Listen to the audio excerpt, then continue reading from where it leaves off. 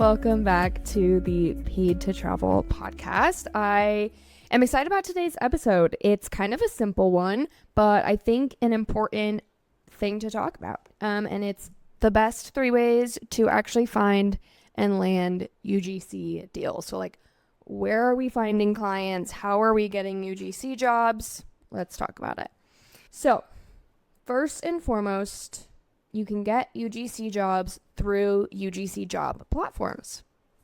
And these are basically websites or apps where we as creators can go on and like create a profile for ourselves. We can link our portfolio or some past UGC video examples, have a little bio about ourselves, and then depending on the platform, either you create like a job listing. So if it's like a more freelancer platform like Fiverr or Upwork, you are going to create a job or like a gig listing that then brands can go and find you and hire you as a UGC creator. Or like on Upwork, you will basically scroll through and like find jobs to apply for. So like some platforms are a crossover of both of those things. Some like Fiverr, you literally just create a profile and then brands find you.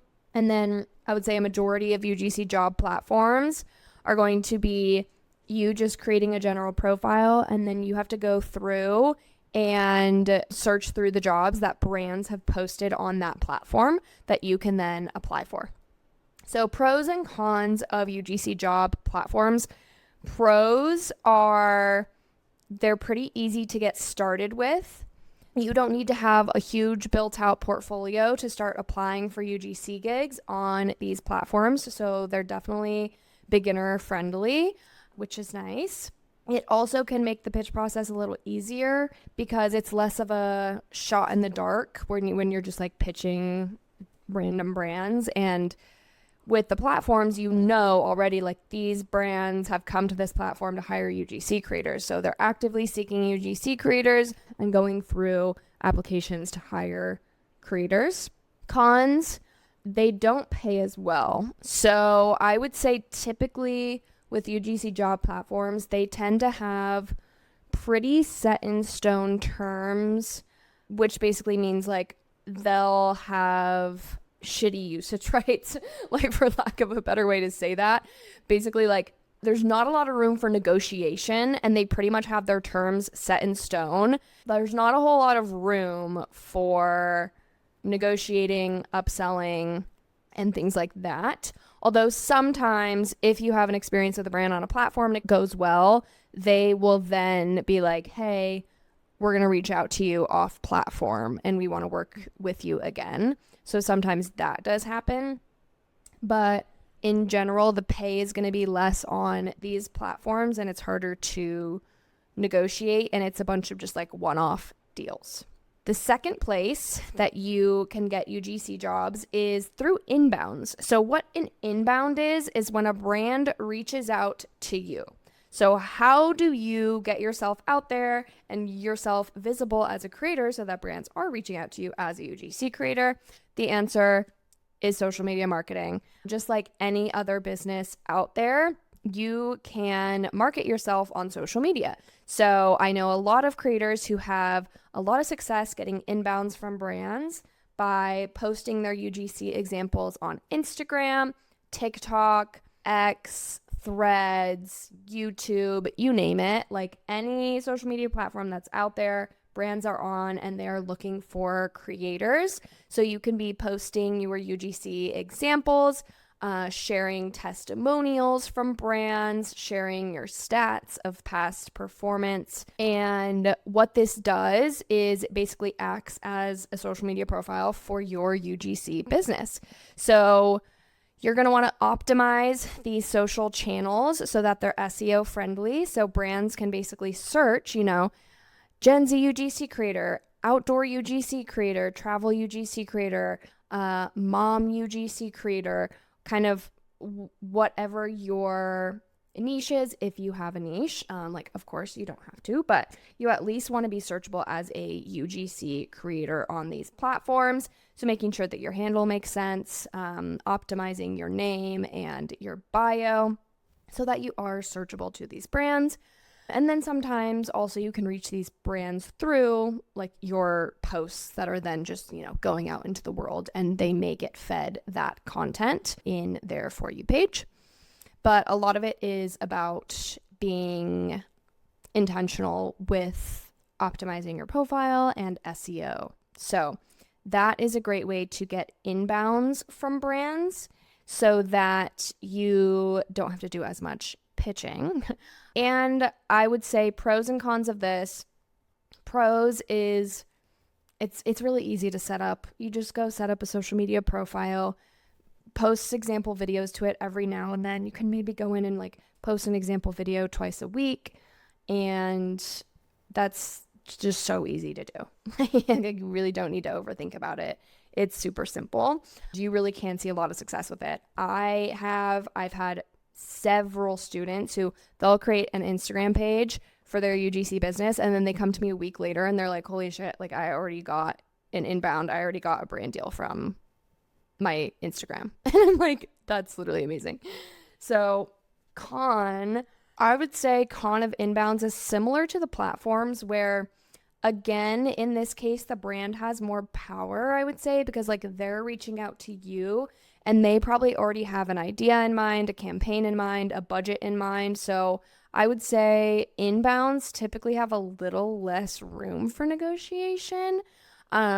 Just because, I just feel like a lot of the inbounds that I get, they're like, hey, we want to work with you. This is the campaign. This is our budget. When you're directly pitching brands instead, it's like you're coming to them and being like, hey, these are the ideas I have. And you're kind of pitching them your packages. So you have a bit less power, I think, when you get inbounds. All right. And then that brings us to the third way to get UGC jobs, which is by pitching. And I think people tend to overcomplicate this process. I know that I used to overcomplicate this process for sure. If you're just starting out, even if you're not just starting out, literally the best way to get emails for brands is by DMing them on Instagram and asking them the best email for their partnerships team. Like that is by far the best way to get emails for brands, because you know for a fact that that email is the right email that you should be sending your pitch to. Okay. So DM a bunch of brands on Instagram, get their emails, and then you can email pitch them like a longer pitch with some ideas, your portfolio. You can personalize it a bit. You can also find brand contacts through email scraping tools. Basically, what an email scraping tool is it goes onto a brand's website or a LinkedIn profile, or these sites just have databases of a ton of emails from brands and like the people who work at those companies. And so you can use these tools to find the emails for people on the marketing team, the partnerships team, the social media team at the companies that you want to pitch. And then you can directly pitch those emails. I've had a ton of success using email scraping tools to pitch for UGC. The con to those is typically you have to pay for email scraping tool capabilities. And then again, you don't know for sure that you're sending an email to the right contact. Like it kind of is a shot in the dark. But that's why I typically recommend reaching out to multiple contacts at the same brand so you have a higher chance of at least reaching the right person. And that's really it. Those are the three main ways that you find clients and UGC jobs as a creator. So again, it was number one, UGC Job Platforms, super beginner friendly, easy to set up. Number two, getting inbounds through social media marketing content. And again, this is also pretty beginner friendly and easy to set up.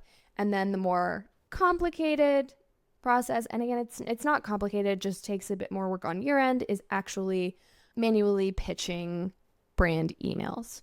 So that is how we're getting jobs as UGC creators. If you were wondering, like, how are people finding jobs? How are we doing this?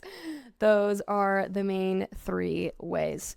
I hope this was helpful. In future episodes, I'll definitely go into more of like, job platforms, what to look for, how to sign up for them, the best job platforms out there. And then also I know I'll end up doing a ton of episodes on the pitch process and what to put in your pitch, what not to put in, and what to expect, all of those good things. But I'll save those for later episodes. I hope you guys have a great rest of your day wherever you are in the world, and I will see you in the next episode. If you've enjoyed this video and want to continue learning about UGC, hit the follow button so you never miss a new episode. And while you're at it, give this video a thumbs up, because the more you let YouTube know that you like my content, the more of my content it will give you. And the more I'll be able to reach new people and help them with their UGC journeys too.